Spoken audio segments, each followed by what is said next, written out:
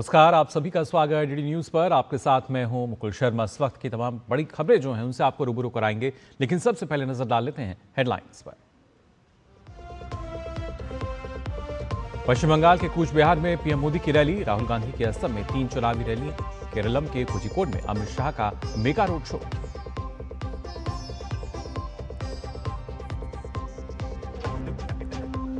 चुनाव आयोग की सख्ती का असर, 650 करोड़ से ज्यादा की अवैध जब्ती।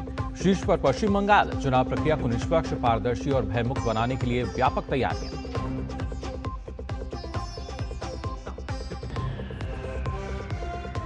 कृषि मंत्री शिवराज सिंह चौहान ने बेमौसमी बारिश, ओलावृष्टि से फसल नुकसान की समीक्षा के लिए दिए निर्देश। प्रभावित राज्यों के कृषि मंत्रियों के साथ बैठक कर स्थिति की करेंगे समीक्षा।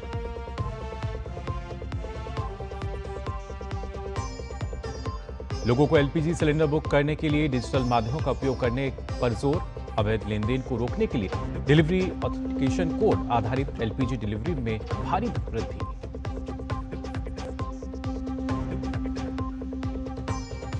और अमेरिका का दावा, ईरान की धरती से ढूंढ निकाला अपना पायलट। ईरान के रिवोल्यूशनरी गार्ड ने एयरबैंक को बचाने गए एक अमेरिकी विमान को मार गिराने की कही बात। इजराइल बोला, ईरान के 120 ठिकानों पर किए हमले।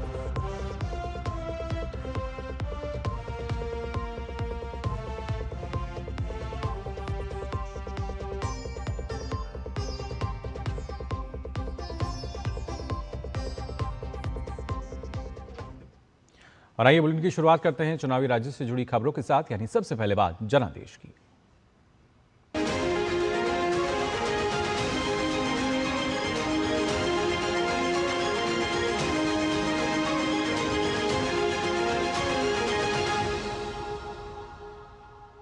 चार राज्यों और एक केंद्र शासित प्रदेश में चुनाव प्रचार जोरों पर है। प्रधानमंत्री नरेंद्र मोदी आज पश्चिम बंगाल में प्रचार अभियान की शुरुआत करेंगे। प्रधानमंत्री नरेंद्र मोदी आज चुनाव प्रचार के लिए पश्चिम बंगाल के कूच बिहार का दौरा करेंगे। कूच बिहार रासमेला मैदान में वे कूच बिहार जिले की 8 सीटों और अलीपुरद्वार जिले की 5 सीटों पर चुनाव लड़ रहे भाजपा उम्मीदवारों के समर्थन में प्रचार करेंगे। वहीं पश्चिम बंगाल में चुनाव से पहले केंद्रीय मंत्री धर्मेंद्र प्रधान ने ममता सरकार पर निशाना साधा। उन्होंने कहा कि इस बार चुनाव में जनता खुद मैदान में है। उन्होंने ममता सरकार पर आरोप लगाया कि राज्य में भ्रष्टाचार और भाई भतीजवाद के खिलाफ लोग निर्णायक वोट देंगे। ये सरकार जनता के बजाय निजी हितों के लिए काम कर रही है। साथ ही उन्होंने विश्वास जताया कि इस बार के चुनाव में पार्टी को पूर्ण बहुमत मिलेगा। इस बार बंगाल की जनता चुनाव लड़ रही है। जिस प्रकार की भय, आतंक, भ्रष्टाचार, भाई भतीजावाद और विशेष करके गरीब अत्याचारी, महिला अत्याचारी शासन प्रणाली यहाँ चल रहा है, उसके खिलाफ इस बार जनता ने एक निर्णायक मत देने वाले हैं। स्पष्ट रूप में मैं कह सकता हूँ, इस बार जब चुनाव हो जाएगा 4 मई को भारतीय जनता पार्टी की शासन आ जाएगी। यहाँ का पढ़ाई, यहाँ का कमाई, यहाँ का चिकित्सा व्यवस्था, यहाँ की लोग पलायन ना करे, यही काम करे, ये सारे व्यवस्था यही हो पाए, इसी मुद्दे पे हम चुनाव लड़ रहे हैं। भय मुक्त बंगाल चाहिए, नारी अत्याचार मुक्त बंगाल चाहिए, युवा विरोधी बंगाल मुक्त चाहिए। और केरलम के कोझिकोड में भाजपा के वरिष्ठ नेता और केंद्रीय गृह मंत्री अमित शाह ने एक विशाल रोड शो के जरिए भारतीय जनता पार्टी के चुनावी अभियान को नई धार दी। बीजेपी उम्मीदवार के प्रकाश बाबू के समर्थन में आयोजित इस मेगा इवेंट में समर्थकों का जनसैलाब उमड़ा। एक सजे हुए खुले वाहन पर सवार होकर अमित शाह ने विपौर निर्वाचन क्षेत्र की सड़कों पर जनता का अभिवादन किया और भीड़ पर पुष्पवर्षा की। पूरे रास्ते में समर्थकों ने भारत माता की जय के नारे और भगवा झंडों के साथ माहौल को चुनावी रंग में सराबोर कर दिया। इस दौरान सुरक्षा के कड़े इंतजामों के बीच निकले इस रोड शो में प्रधानमंत्री नरेंद्र मोदी और अमित शाह के बड़े कटआउट्स जो हैं वो आकर्षण का केंद्र रहे।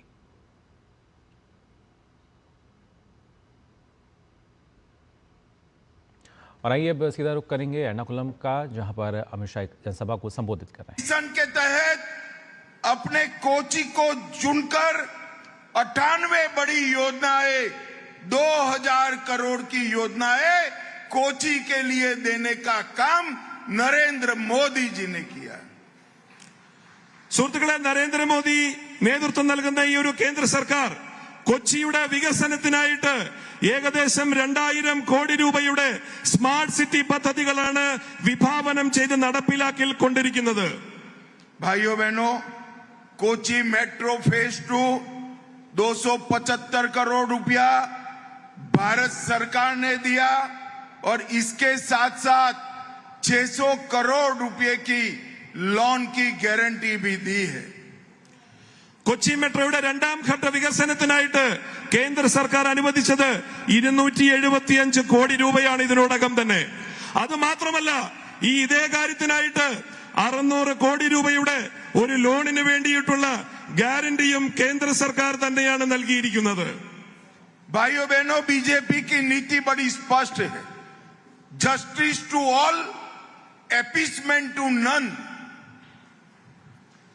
സുഹൃത്തുക്കളെ, ബിജെപിയുടെ വിചാരധാര വളരെ വ്യക്തമാണ്.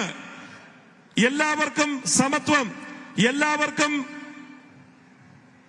Justice to all, appeasement to none. और हम इसी के तहत देश भर में काम कर रहे हैं. जब केरल का एक संगठन पीएफआई यहां से देश विरोधी प्रवृत्तियां करता था, भारतीय जनता पार्टी की सरकार ने एक ही दिन में देश भर के सभी पीएफआई कैडर को जेल की सलाखों के पीछे डालने का काम भारतीय जनता पार्टी ने किया. ബിജെപിയുടെ വിചാരധാര വളരെ വ്യക്തമാണ്. എല്ലാവരെയും സമന്മാരായി കാണുന്നു, എല്ലാവരെയും നിയമത്തിന് മുമ്പിൽ ഒന്നാക്കി തന്നെ കാണുന്നു. എന്നാൽ ആരോടും മതവർഗീയ പ്രീണനം ബിജെപിക്കില്ല.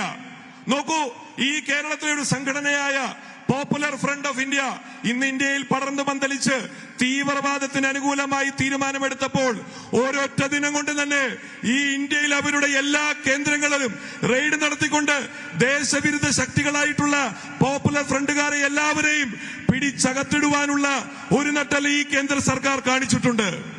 भारतीय जनता पार्टी की सरकार ही वक्फ अमेंडमेंट बिल को लेकर आई. ഭാരതീയ ജനതാ പാർട്ടിയുടെ നേതൃത്വത്തിലുള്ള NDA സർക്കാർ തന്നെയാണ് വളരെ പ്രമാദമായിട്ടുള്ള വിഷയങ്ങളെ തൊട്ടുണർത്തിക്കൊണ്ട് വഖഫിന്റെ അമെൻമെന്റ് ബില്ല് കൊണ്ടുവന്നിട്ടുള്ളത്. हमारे एर्नाकुलम में ही 600 क्रिश्चियन और हिंदू परिवार की 400 एकड़ 400 एकड़ भूमि वक्फ बोर्ड ने हड़प कर ली थी. നമുക്കറിയാം, ഈ എറണാകുളം ജില്ലയിൽ തന്നെയുള്ള മുനമ്പത്തുള്ള ഏകദേശം 400 ഏക്കർ ഭൂമിയാണ്. അവിടെ വസിക്കുന്ന ഹിന്ദു ആയിക്കോട്ടെ, ക്രിസ്ത്യാനി ആയിക്കോട്ടെ, മുസ്ലിം ആയിക്കോട്ടെ, അവരുടെ ഭൂമിയെ വഖഫ് അത് തങ്ങളുടേതാണെന്ന് അവകാശപ്പെടുന്ന ഒരു സാഹചര്യം ഉണ്ടായത്. मगर उसके लिए न LDF ने आवाज उठाई, न UDF ने आवाज उठाई. जब वक्फ अमेंडमेंट बिल पार्लियामेंट में चर्चा हो रहा था, ये 600 क्रिश्चियन परिवारों की भूमि के लिए LDF, UDF एक शब्द नहीं बोले. उनके मन में डर था. ഈ മുനമ്പത്തുള്ള ഏകദേശം 600ഓളം ക്രിസ്ത്യൻ കുടുംബങ്ങൾക്ക് വേണ്ടി അവരുടെ കിടപ്പാടം ഇല്ലാതാകുന്ന അവസ്ഥ വന്നപ്പോൾ ഈ കേരളത്തിലെ LDFO, UDFO ഒരിക്കൽ പോലും തങ്ങളുടെ നാവ് ചലിപ്പിച്ചില്ല. അവസാനം അതിനു വേണ്ടിയിട്ടാണ് വഖഫിന്റെ അമെൻമെന്റ് കൊണ്ടുള്ള ഒരു ബില്ല് ലോകസഭയിലേക്ക് ബിജെപിക്ക് അവതരിപ്പിക്കേണ്ടി വന്നത്. भाइयों बहनों, ये LDF और UDF दोहरे चरित्र वाली पार्टियां हैं. ഈ LDFും UDFും നമുക്കറിയാം, ഒരേ നാണയത്തിന്റെ ഇരുവശങ്ങൾ തന്നെയാണ്. देश भर में तो कांग्रेस और कम्युनिस्ट एक साथ चुनाव लड़ते हैं. ഈ രാജ്യത്തുടനീളം കേരളത്തിന് പുറത്ത് ഈ കമ്മ്യൂണിസ്റ്റ് പാർട്ടിയും കോൺഗ്രസും ഒന്നായാണ് എല്ലായിടത്തും ഇലക്ഷനിൽ മത്സരിക്കുന്നത്. मगर केरल में एक साथ चुनाव नहीं लड़ते हैं, आमने सामने लड़ते हैं. എന്നാൽ കേരളത്തിൽ നോക്കൂ, രണ്ട് മുന്നണികളായി നമ്മളെ പറ്റിച്ചുകൊണ്ട് രണ്ട് മുന്നണികളായാണ് അവർ മത്സരിക്കുന്നത്.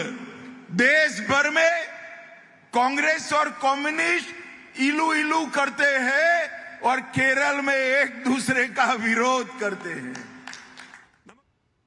तो बीजेपी के वरिष्ठ नेता अमित शाह कहीं ना कहीं LDF, UDF पर निशाना साधते हुए यहाँ नजर आए. केरल में फिलहाल एक जनसभा को वो संबोधित कर रहे हैं. वहीं असम विधानसभा चुनाव के लिए सभी दलों ने अपनी जो पूरी ताकत है वो लगा रखी है. इसी क्रम में आज कांग्रेस के वरिष्ठ नेता राहुल गांधी ने बिस्वनाथ में जनसभा कर कांग्रेस प्रत्याशियों के लिए वोट मांगा. घोषणा पत्र का जिक्र करते हुए राहुल गांधी ने कहा कि कांग्रेस ने आपके हित में 5 महत्वपूर्ण फैसले लिए हैं और हमारे घोषणा पत्र में स्पष्ट रूप से उल्लेख किया गया है कि हम टी वर्कर्स को प्रतिदिन 450 रुपये देंगे. असम में कांग्रेस पार्टी ने 5 निर्णय आपके हित के लिए लिए हैं और हमने मैनिफेस्टो में साफ लिख दिया है टी वर्कर्स को 450 रुपए दिन के हम देने वाले हैं। वहीं असम की राजनीति में आरोप प्रत्यारोप का दौर भी तेज हो चला है। कांग्रेस नेता पवन खेड़ा द्वारा प्रेस कॉन्फ्रेंस में लगाए गए आरोपों के बाद अब मुख्यमंत्री हिमंता बिस्वा शर्मा ने तीखा पलटवार किया है। हिमंता बिस्वा शर्मा ने सभी आरोपों को सिरे से खारिज करते हुए उन्हें मनगढ़ंत और राजनीतिक रूप से प्रेरित बताया। उन्होंने कहा कि कांग्रेस के भीतर घबराहट साफ दिखाई दे रही है और यह बयान उसी का नतीजा है। मुख्यमंत्री ने यह भी ऐलान किया कि वह और उनकी पत्नी अगले 48 घंटों में पवन खेड़ा के खिलाफ आपराधिक और दीवानी दोनों तरह के मानहानि के मुकदमे दायर करेंगे। शर्मा ने न्यायपालिका पर भरोसा जताते हुए कहा कि अदालत में सच्चाई सामने आएगी और पवन खेड़ा को अपने बयानों का जवाब देना होगा। पवन खेड़ा ने एक प्रेस कॉन्फ्रेंस में दावा किया था कि असम के मुख्यमंत्री की पत्नी रिंकी भुया शर्मा के पास 3 देशों के पासपोर्ट हैं।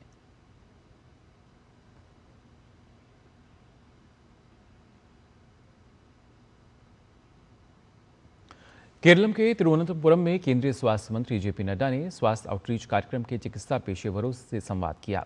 इस दौरान उन्होंने कहा कि पहले स्वास्थ्य व्यवस्था केवल बीमारियों के इलाज तक सीमित थी, लेकिन अब देश ने खासतौर से अगर देखा जाए तो बीमारी की रोकथाम सहित समग्र स्वास्थ्य देखभाल मॉडल को अपनाया है, जिसका असर जमीनी स्तर पर साफ दिखाई दे रहा है। 7 till 2017 what type of health policy we had? बीमार पड़ो, दवाई खाओ, ऑपरेशन कराओ और सारी जिंदगी दवाई खाते रहो और चलते रहो। Now our health policy is not only curative. First of all, it is preventive, promotive, curative, palliative, rehabilitative, and geriatric. So this is how we have taken a complete, inclusive healthcare. And it's not only in words, it has been translated now in deeds also. और बात करते हैं तमिलनाडु की, जहां आपको बता दें विल्लीकम विधानसभा क्षेत्र में डीएमके समर्थित उम्मीदवार कार्तिक मोहन ने आगामी चुनाव को लेकर अपना प्रचार अभियान तेज कर दिया है। मुख्यमंत्री उदयनिधि स्टालिन के समर्थन और उदय सूर्यन चुनाव चिन्ह के साथ मैदान में उतरे कार्तिक मोहन को अपनी जीत पर पूरा भरोसा है। कार्तिक मोहन घर घर जाकर मतदाताओं से संपर्क कर रहे हैं और डीएमके की योजनाओं व वादों की लोगों तक उनको लगातार पहुंचा रहे हैं। उनका कहना है कि जनता के बीच पार्टी की योजनाओं को लेकर सकारात्मक माहौल है और गठबंधन दलों का भी उन्हें पूरा समर्थन मिल रहा है। आपको बता दें केंद्रीय मंत्री धर्मेंद्र प्रधान ने कहा है कि एमके स्टालिन राजनीति कर रहे हैं। राष्ट्रीय शिक्षा नीति में कहीं भी यह नहीं कहा गया है कि केवल हिंदी पढ़ाई जाएगी। प्रत्येक राज्य के निवासियों को अपनी मातृभाषा पढ़ाई जाएगी और इसके अतिरिक्त छात्रों को एक अन्य भारतीय भाषा चुनने का विकल्प मिलेगा। एमके स्टालिन राजनीति ही कर रहे हैं। राष्ट्रीय शिक्षा नीति एनईपी 2020 कहीं नहीं कह रहा है हिंदी ही पढ़ाया जाएगा। क्लास 6 से 10 तक 3 भाषा पढ़ाया जाएगा, इसमें से 2 भाषा भारतीय होगा। जिस राज्य का विद्यार्थी होगा वो स्वाभाविक उस राज्य की मदर टंग में पढ़ाया जाएगा। बंगाल में तो बंगाली पढ़ाया जाएगा, उड़ीसा में रहेगा तो उड़िया पढ़ाया जाएगा, तमिलनाडु में रहेगा तो तमिल पढ़ाया जाएगा। उसके अलावा उनको और एक भारतीय भाषा को लेना है। वो चॉइस ऑफ द स्टूडेंट है। एनईपी को कदर करने का काम पे तमिलनाडु के मुख्यमंत्री लगे हैं। ये उनकी छोटी राजनीतिक सोच है। एनईपी को डिस्टोर करने के लिए वो काम पे लगे हैं। ये उनकी एक मिशवियस अप्रोच है।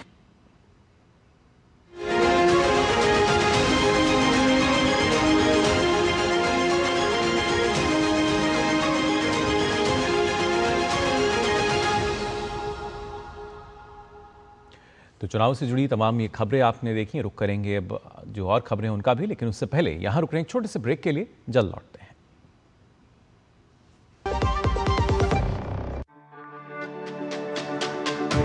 मेरी पसंद, मेरी पसंद, मेरी पसंद, मेरी पसंद,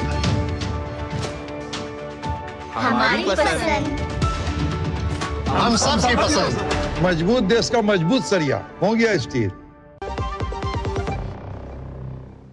ब्रेक के बाद आप सभी का एक बार फिर स्वागत डीडी न्यूज़ पर। आइए अब खबरों में आगे बढ़ते हैं। आपको बता दें, कई राज्यों में हुई अतिवृष्टि, ओलावृष्टि और पाला पड़ने से फसलों को काफ़ी नुकसान हुआ है। किसानों की परेशानी को देखते हुए केंद्रीय कृषि एवं किसान कल्याण और ग्रामीण विकास मंत्री शिवराज सिंह चौहान ने इनका संज्ञान लेते हुए कृषि मंत्रालय के अधिकारियों को फसल क्षति की समीक्षा करने और संबंधित राज्यों के अधिकारियों से संपर्क कर जानकारी इकट्ठा करने का निर्देश दिया है। कृषि मंत्री ने किसानों को आश्वासन देते हुए कहा कि चिंता ना करें, संकट की इस घड़ी में मोदी सरकार किसानों के साथ है। इसके अलावा केंद्रीय मंत्री आज संबंधित राज्यों के कृषि मंत्रियों से फसल क्षति के संबंध में चर्चा भी करेंगे। आपको बता दें, देश के 5 राज्यों में हो रहे विधानसभा चुनाव और उपचुनाव के मद्देनजर सख्त निगरानी और प्रवर्तन के चलते बड़ी मात्रा में अवैध सामग्री की जब्ती भी सामने आई है। निर्वाचन आयोग की सख्त निगरानी में अब तक 651.51 करोड़ रुपए से अधिक की अवैध सामग्री जब्त की गई है। इसमें आपको बता दें 53.2 करोड़ रुपए नकद और साथ ही 79.3 करोड़ रुपए की शराब, 230 करोड़ रुपए के नशीले पदार्थ, 58 करोड़ रुपए की कीमती धातुएं और मुफ्त उपहार और 231.0 करोड़ रुपए की अन्य वस्तुएं शामिल हैं। राज्यवार आंकड़ों में पश्चिम बंगाल सबसे ऊपर है, जहां 319 करोड़ रुपए की जब्ती हुई है। इसके बाद तमिलनाडु 170 करोड़, असम 97 करोड़, केरल 58 करोड़ और पुदुचेरी में 7 करोड़ रुपए के साथ हैं। ईसीआई ने सभी राज्यों और केंद्र शासित प्रदेशों में आदर्श आचार संहिता का सख्ती से पालन सुनिश्चित करने के निर्देश दिए हैं। 5173 फ्लाइंग स्क्वाड और 5200 से अधिक स्टैटिक सर्वेलेंस टीमें तैनात की गई हैं ताकि चुनाव से जुड़े मामलों का तुरंत निपटारा किया जा सके। आयोग ने नागरिकों और राजनीतिक दलों को भी निगरानी में भागीदारी के लिए प्रोत्साहित किया है और शिकायतों की त्वरित समाधान के लिए जिला स्तर पर समितियां बनाई गई हैं।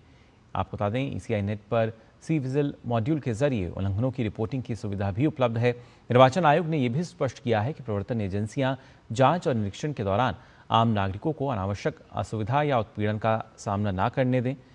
इस उद्देश्य से जिला स्तर पर शिकायत निवारण समितियों का गठन किया गया है ताकि किसी भी प्रकार की शिकायत का त्वरित समाधान किया जा सके। इसके अलावा नागरिकों और राजनीतिक दलों को भी चुनाव प्रक्रिया की निगरानी में भागीदारी के लिए प्रोत्साहित किया गया है।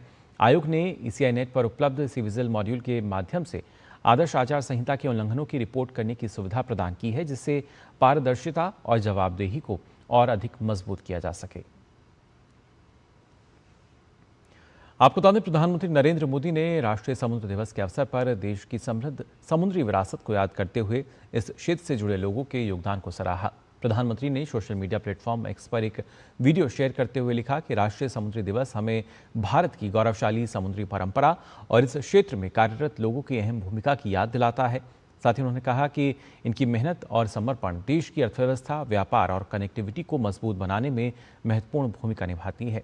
प्रधानमंत्री मोदी ने विश्वास जताया कि भारत अपने समुद्री क्षेत्र की अपार संभावनाओं का प्रभावी ढंग से उपयोग करता रहेगा, जिससे देश को एक समृद्ध और सशक्त भविष्य की ओर अग्रसर किया जा सके।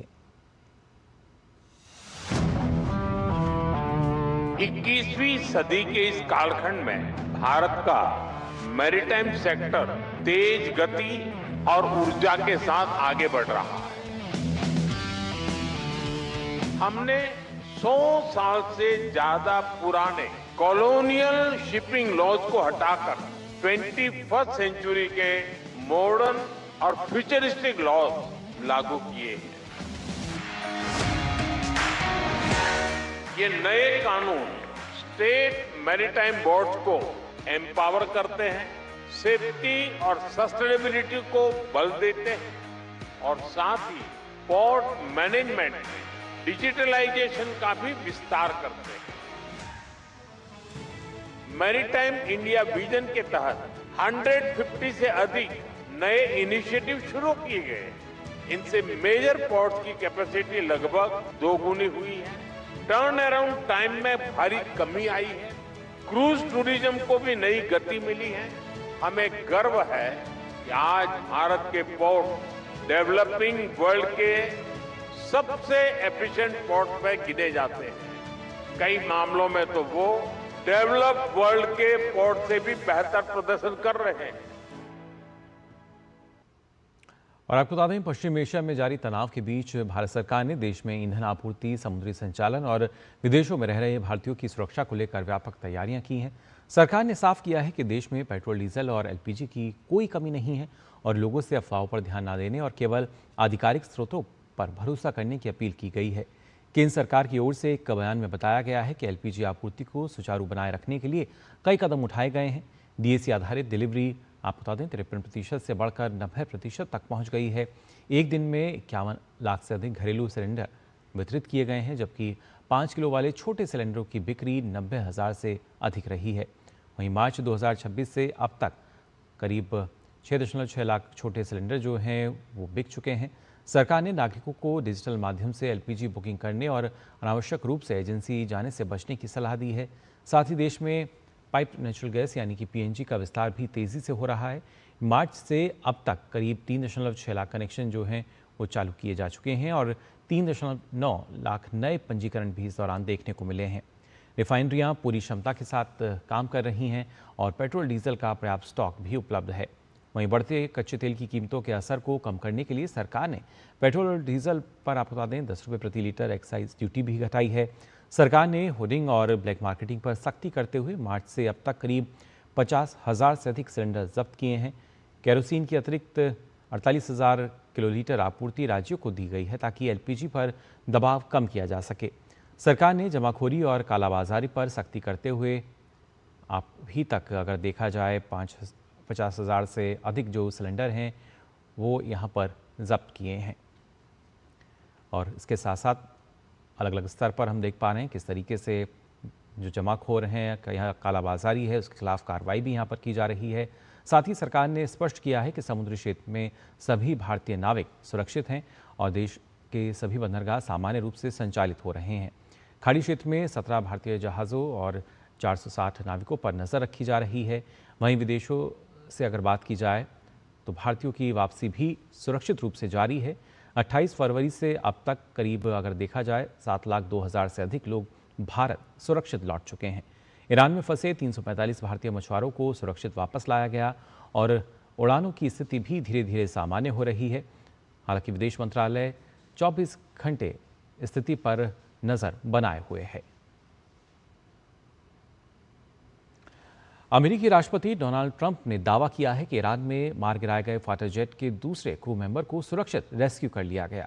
ईरान की धरती से F-15E के क्रू मेंबर्स में से एक को अमेरिकी स्पेशल फोर्स ने सुरक्षित वापस निकाल लिया था, जबकि एक लापता था।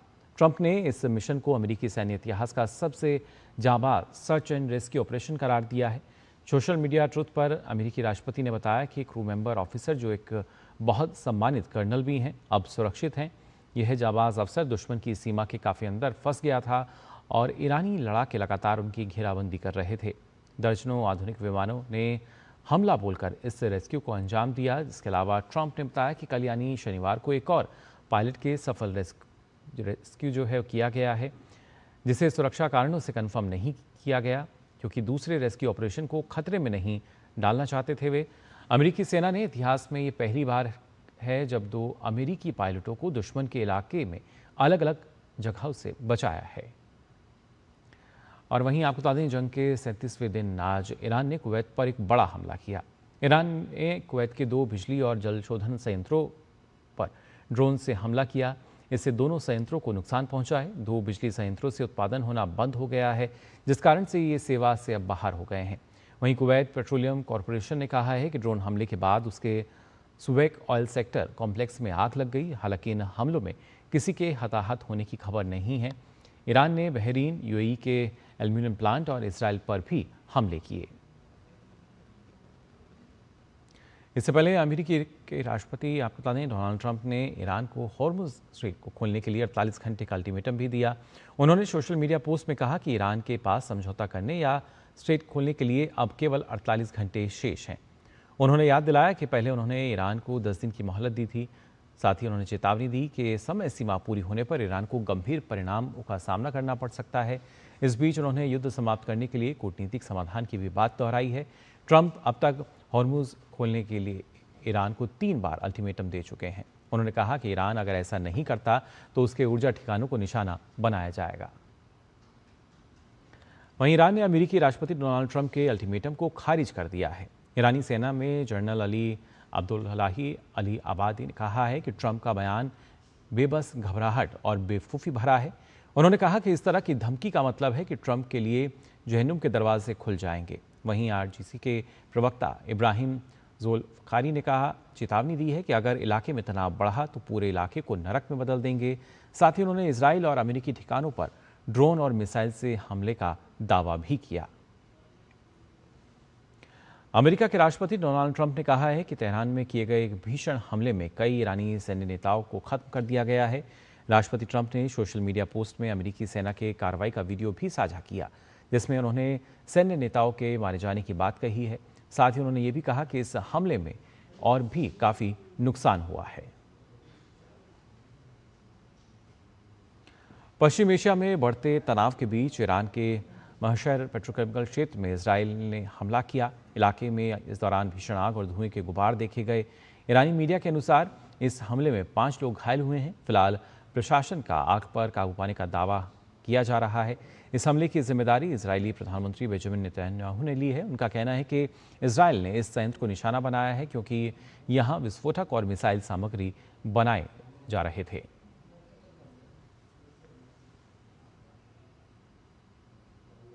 तो फिलहाल के लिए इस बुलेटिन में बस इतना ही, लेकिन देश और दुनिया की तमाम खबरों के लिए आप देखते रहिए DD न्यूज़।